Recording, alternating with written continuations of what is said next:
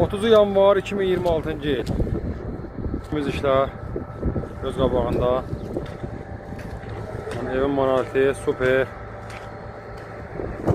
Tutardıq. Ev sahibinə xeyirli uğurlu olsun.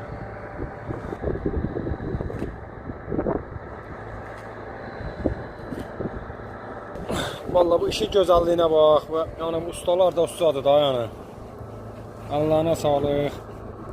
Ana super ha. Ev sahibinə xeyirli uğurlu olsun. Ev nasıl yekunlaşırıq? 10 dəqiqə yekunlaşırıq.